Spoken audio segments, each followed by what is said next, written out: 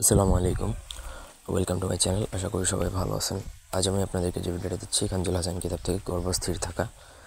অর্থাৎ দেখা যায় যে অনেকেরই গর্ভ নষ্ট হয়ে যায়, কেউ জাদুটনা করে নষ্ট করে বা কারো সঙ্গত যে কোনো কারণেই নষ্ট হয়ে যায়। দেখা যায় যে মিসক্যারেজ হয়ে গেছে বা বাচ্চা নষ্ট হয়ে গেছে। ইনশাল্লাহ সেটা থেকে পরিত্রাণের তদবির দিব আজকে।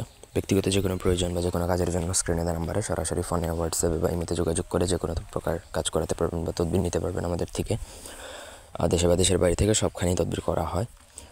তো যাদের আসলে বাচ্চা নষ্ট হয়ে যায়, কোনোভাবেই বাচ্চা টিকে না, যে কোনো কারণে একটা কারণে দেখা যায় যে বাচ্চা নষ্ট হয়ে গেছে, তাদের জন্য এই তদবির। অনেকে ডাক্তারের কাছে যায়, কবিরাজের কাছে যায়, কোনো দিকেই কোনো লাভ হচ্ছে না। আপনি চাইলে নিজেই ইনশাল্লাহ সমাধান বের করতে পারবেন।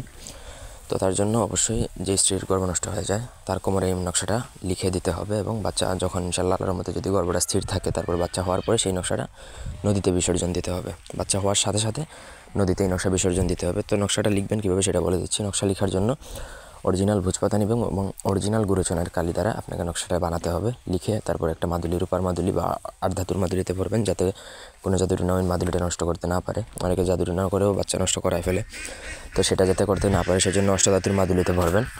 তারপর হচ্ছে আপনাকে এই নকশাটা কোমরে ধারণ করাবেন। যে স্ত্রী লোকের বাচ্চা নষ্ট হয়ে যায় সেই স্ত্রীর বাচ্চা যখন, যদি আল্লাহর মতে যদি গর্ভ স্থির থাকে, তাহলে বাচ্চা হওয়ার পর আপনাকে সেই নকশাটা খুলে নদীতে রূপার মাদুলি সহ বিসর্জন দিয়ে দিবেন এবং কিছু টাকা আল্লাহর রাস্তায় দান করে দিবেন, সৎকা করে দিবেন, খোলা নিয়তে, ভালো নিয়তে।